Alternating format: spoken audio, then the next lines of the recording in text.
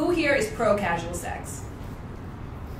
Today I am so excited to bring to you guys this conversation I had, this candid conversation on casual sex that I did in partnership with an app called Pure, which is exclusively for people interested in finding someone to hook up with, not necessarily to couple up with. So it's been a while for me since I have been in the casual sex market. Mind you, I did do it years ago, but I wanted to find people who had some relevant and relative experience to share with you guys. And so I invited 6 beautiful women into my home and had a very naked conversation where some cool things were said like this. But I do love all manner of men. I'm attracted to gay men, bisexual men, trans men.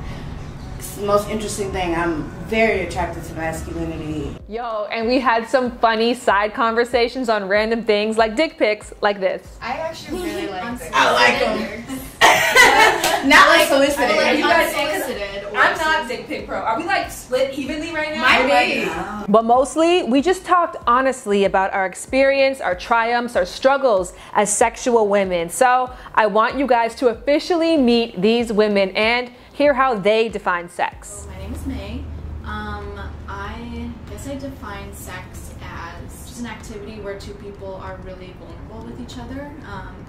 To me, over the years, it's become something that's not as much of a big deal, and it was always a big deal, and now I just kind of see it as just another way to get to know someone.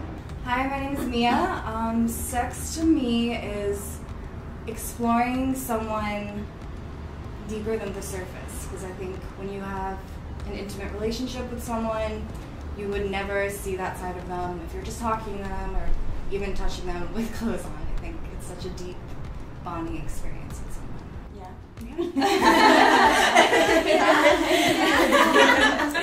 I'm Sheza, and sex is simply the most integral part of the human experience. I guess to me, that's how I look at it. I feel you on so many levels with that answer. Because the only thing I can think of is that it's a gift from God. Anyway, I'm Chelsea, and I have a lot of sex with myself. Yes. I'm Lori, and I guess sex is like, to me, the most carnal, enjoyable thing that we do in our lifetime. Maybe besides like eating is good too. Yeah. And I think it's something that we should do as much as possible while we still can. You know, of course, as much as it makes us comfortable too. So, yeah. What do you think? I'm Colleen, and what they said, but also I think for me sex is the closest thing I know to magic. So magic. Sex is magic. Shan. See, no, you will let me go. My channel. I think that sex is up to the individual to define what it is, what it includes. I think sex is expansive, open, and it's limitless. The way that I define sex now is so different than how I defined it 2 years ago, or even 5 years ago for that matter. So next up, I asked the ladies to define casual sex, or if it even needed a separate definition at all. But this question in general, though, led to like my most favorite portion of the entire conversation. I don't draw lines. Like, it's not casual sex, it's just sex. And it could become a relationship, but maybe it won't. And it doesn't matter. That's, and I feel like that makes it more, because like calling it casual sex almost gives the other kind of sex something, a negative connotation, or it others it, and it's really just sex at the end of the day. Like, if it's a situation where you're not in a partnership having sex, to me, it's really good if we can both hold our shit together enough to completely let go in this moment and respect each other. I feel like even for me, just recently, I was in a casual relationship with someone, and I found myself thinking like, oh, like when is he gonna ask me to be his girlfriend? You know, like when are we gonna define this? And you shouldn't have to have that thought. I feel like people push it on you, like, oh, you're having sex with this guy.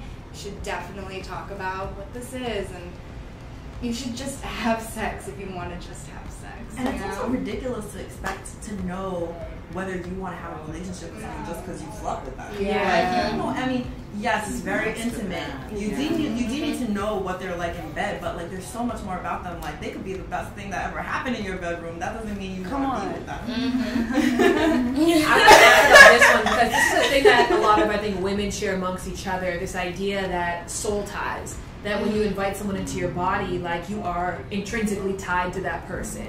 Does that feel true to you? It does not feel true to me. No. It's never felt true to me either. I've always thought that was kind of a weird thing. Like, no, I've been hurt more by friendships than people I've had sex with. Mm-hmm. Like, my partnership right now is completely platonic.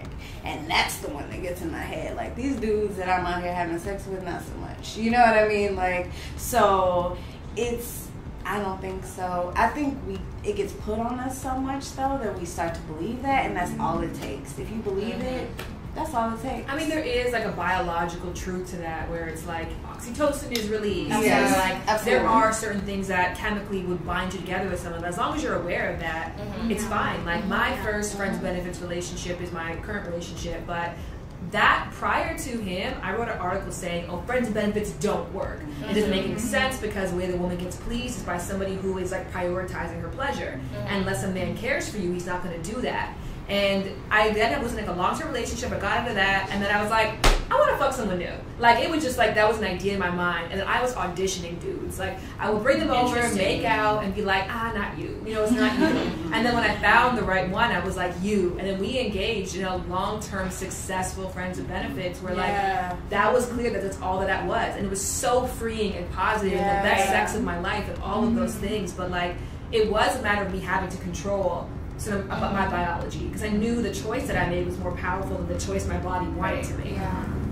I find there's an intimacy bond when you have it, and it's usually lasts about 72 hours, I find, where after there's something that does feel a little, but I also feel that way about Cheetos. Yes. And you gotta break it. Yes. And you know those Cheetos are in there, right? Yeah. But after a while, like you go cold turkey and you're okay. I was gonna say, like, going back to the friends with benefits thing, I don't know if this is like super logical of me, but I just had this experience like a few weeks ago, and I find that if I can have a friend and I can look at this friend that I have really good sex with, and I can look at him and say, like, there is a characteristic about you that I know in like a long-term partnership would not work out.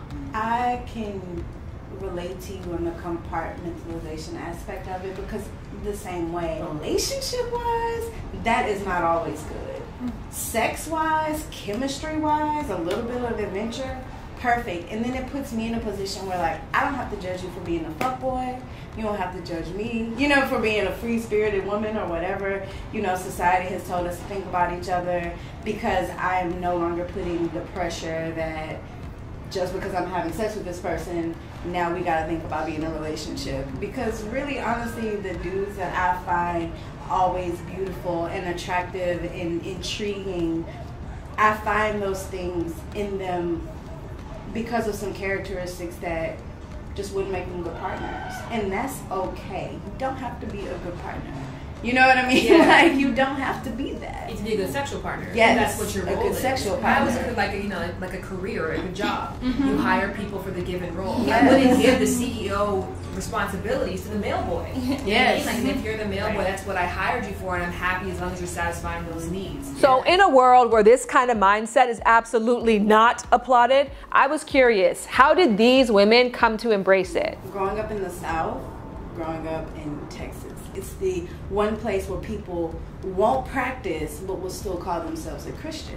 And so having that on me, I just went through a lot of struggle with how I felt about sex, because I was a horny kid.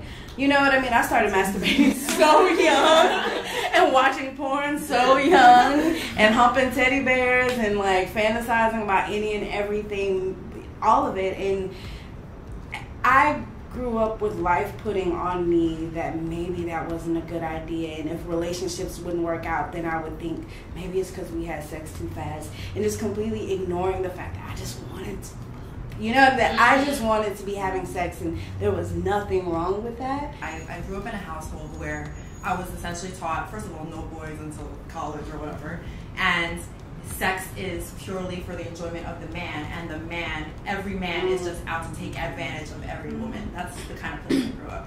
And I sort of like instinctively always felt like that can't be right. I lost my virginity with a guy when I was 14, and we were in love, we stayed together for 3 years, but ever since that part opened, when I discovered sex, I was like, wow, there's so many different people I can have sex with. Like, there's not just this guy. So yeah, that's how I experienced sex for myself. I just really wanted to experience other people. That's why, like, I really love to embrace the hashtag How Is Life, because it, like, you know, it normalizes this idea that women who are open and sexual are hoes, but it's this idea that being a woman who's free that's life, and that's beautiful. One of my favorite parts of online dating is that no longer is it a solo sport. It can absolutely be a thing that you do with a group of friends. Like, taking my friend's phone and swiping for them is like one of my favorite activities, and so I wanted to bring that spirit to these group of women. So I had everyone download the app and try it for the very first time on camera. Now, Pure is an app designed for awesome people who are interested in hooking up. Now, what's cool about it is that it is a 1-hour experience. You put out a request saying that you're down for a hookup, they find people in your area, you match, and then you have an hour to chat. If you guys don't come to an agreement in that hour, the conversation disappears. And aside from that, everything disappears. They don't log any information about their users, and best of all, it's available on the Android and on iPhone worldwide. But because it is a city app, it's most active in certain cities like London, Moscow, New York, and Los Angeles. And what do you guys know? We just so happen to be in Los Angeles. Well, I do want to try the app right now, so for any of you guys at home, if you want to try along with us, it's free for women, which we all happen to be cis women, so let's go ahead and look, you guys see, I already did this yesterday. This is my trap photo last Should I put a sexier photo then? No, I think it's whatever, I mean, whatever you want. Yeah. Oh wow, I just got one. Oh, you just got what? I just found a dick pic. Yeah. Oh, really? That's nice. See, that's nice. So when it says he's down for a meeting, does that mean they liked you? Yeah, it means like they put yes. Yeah. Would you yes anybody here? I'm looking. There's a cute guy. Oh my god. I appreciate this guy. Because he's keeping it real. Yeah. You know what I mean? Like, just being very clear what to expect. Yeah. He's got some class. He does. So is it just an hourly thing? Because every hour it Because says... at the bottom, this is my request. You can cancel your request. So you can put delete now. So if you say me too, what happens? Are we meeting? No, then the chat opens up. I'm going to chat with this guy. Now, if you are sitting at home thinking, could casual sex play a positive role in your sex life? I asked the ladies to provide some advice just for you. Once I started just being in the moment and, you know, remembering or visualizing this golden crown on my head, that I'm a queen and it's I hold the power, then I stopped giving other people power. So that has been very liberating to where it's like, yeah, you can give me head, that would be great. All right, thank you for the tune-up, that's great. I feel like, especially nowadays, we just have to say fuck the system and fuck what everyone thinks, especially with the man that is running our country right now. Just do what you want, and I know that's so hard for a lot of women to do, especially when you have so many people coming at you like, oh, that's wrong, don't do this, like, be a woman. But no, I am being a woman, you know? I'm being my type of woman. Yeah. I think that at the same time, I agree with all that, but also women have to be very real with themselves, because I do have, I've sort of come into this thinking in an older age. I have a lot of friends who are still very inhibited, and I think there are people out there who really can't handle it. Yeah. And I think that if you really think you can't, you shouldn't try until you're ready. Because there are women who will be like, you know what, I will try this whole sexual liberation thing, and then they go and fall in love with like the first guy they sleep with. It can be sometimes even more damaging than it is helpful. Because you just said everything that I wanted to say, because that is it. You just know yourself. You know if you're somebody who, you might really want to experience sex only with one person in the context of this very intimate relationship. There is nothing wrong with that, as long as you're constantly honoring your desire. Yes. You know what I mean? And it's just, the only advice I would give is constantly question whether your feelings are your own. I will be like, I am this way and I'm this way, and then 2 years later, I'm doing something I swore I never would do. And then that's cool too, though, because that could have been your truth 2 years ago. And Exactly. And I'm more give yourself open. that space, that flexibility to say, like, casual sex is a no for me right now. And then 2 years later, and I've been that person, you know, like I say, I've existed in all spectrums, and I'm proud of that, and like I'm proud of my contradictions. And to me, that's what freedom is as a woman. In a 2013 paper by Social Science Research, it found that 28% of men and 4% of women said that they would lose respect for women, but not men, who hooked up frequently. So there's no denying that there is a stigma and probably will continue to be one. And I want to know, how do women who enjoy casual sex combat that? There's this stigma, and you know, it's a taboo for women to even just be talking about sex, which is silly to me. But to get through that, I try to be, I'm just transparent about it with that individual. Yeah, I think I find the stigma not directly to me, but I find that in my circle of friends, I feel like I'm kind of the only person that is super open with having sex, maybe on the first date, maybe after 3 dates. Like, I feel like my friends wait, and they are more the type of people that are like, I want a relationship, and therefore I am not gonna have sex right away. And when I'm like, oh yeah, well, I like him, and I don't know what I'm doing, but we decided to just have sex. He came and visited me, and we just fucked. And they're like, wait, but why? Like, didn't you want to like think about that first? And I'm like, these are my friends. Like, I feel kind of alone in that space a lot of the time. I find it kind of ironic when I feel that from other women, because I had this, as I became more like sexually open, I would talk to my friends about it. I had this reputation about my girlfriends of being like, oh, because you don't, you know, you just are pro sex everything, and you'll just have sex on the first date and all this other stuff. But I had sex ultimately with fewer people sometimes than they did, but they didn't see it that way because I didn't have these like rules.